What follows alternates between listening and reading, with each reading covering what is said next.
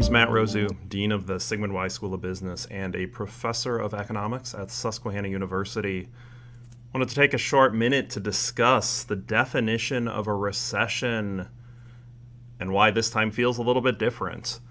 It is July 2022, and for the first time in my lifetime, the definition of a recession is the trending topic in the news. Now, if you do a Google search, or at least if you've done one in the past week, who knows if Google's going to change their metric on this, the definition comes up. It's the answer that I've known and thought of for a recession, really, for my entire career of teaching economics. That if a recession, there's a decline in economic activity. And the usual definition for when you're in a recession, generally, the gross domestic product, GDP, drops for 2 straight quarters. It's kind of the general definition. Now, officially, to determine whether we are in a recession or not, that goes to the National Bureau of Economic Research. They are the ones who do the deciding on whether this happens or not.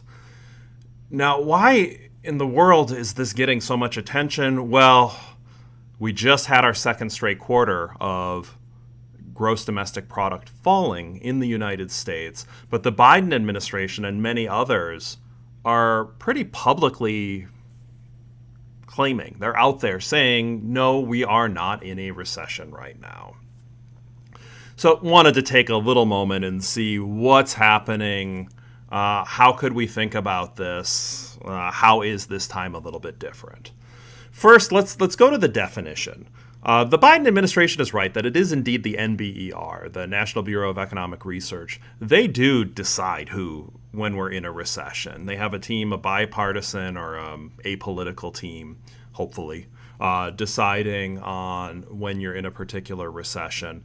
But the Twoquarters definition, that's in a lot of places. It's been in also a lot of economics textbooks, although many economics textbooks don't use that definition. The Twoquarters definition, every time in the past 75 years, at least to my knowledge, looking through the data, every time that GDP has dropped for 2 straight quarters, it's been classified as a recession. There is another way that things could be a recession, and this is where I think the NBER could help. For example, we had a tremendous fall in economic activity when COVID hit. Between February and April, a dramatic drop and a massive spike in unemployment. That's a recession, right? Does it have to be 6 months? I don't think it did. And indeed, NBER, the National Bureau of Economic Research, said no. But every time it's hit the 6-month mark, it has indeed been called a recession. Now, what is making this a little bit different? Well, generally, when you have a recession, you have a massive unemployment rate. And in fact, they're somewhat synonymous. There's kind of a famous quote, and I don't remember who to attribute it to, but a recession is when your neighbor loses their job. A depression is when you lose yours, right? It's kind of a quippy little line on recession versus depression. But recessions are always associated with unemployment, right? It's thought of as a recession occurs when the unemployment rate increases, even though that's not really it. It's when GDP falls. Our unemployment rate in the U.S. right now is at record lows. So this is what's making it a little bit weird, right? Normally, when there's a recession, like in 2001, like the Great Recession, like in the COVID recession, all three of those saw increase in unemployment, sometimes from not too high of a spike, right? Unemployment rate hit a low of 3.9% before it increased to 6.1% after the 2001 recession, sometimes much higher, like in the Great Recession and when COVID struck. Right now, unemployment rate is, I believe it's 3.6%. It's historically low. It is worth noting, sometimes the spike in unemployment rate trails GDP. So a GDP will fall, but then the unemployment rates will increase. But at this moment, we're not seeing evidence that's about to happen. So what's going on? Well, The key thing that makes this recession, and I really believe we could call this a recession right now. I can understand why others say no, but I believe we could call it a recession. So what makes this recession different is the pain to workers is not manifesting itself through an increase in unemployment rates. It's manifesting itself through a decrease in wages. So with our inflation rates being so high, prices of goods are going up, but the wages haven't kept up with that. Normally, wages don't fall, unemployment rates rise.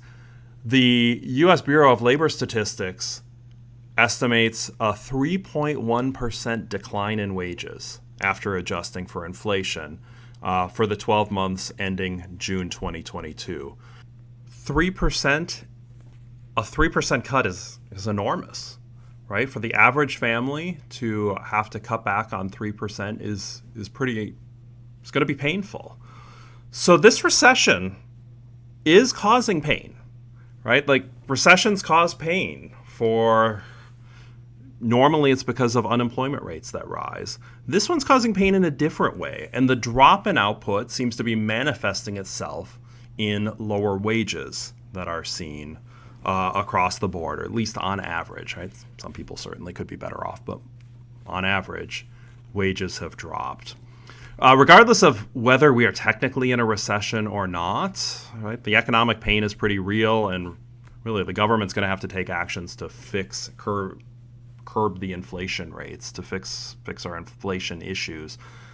The trick is doing that without seeing a spike in unemployment rates. Doing that will really be the key to getting the economy back on track.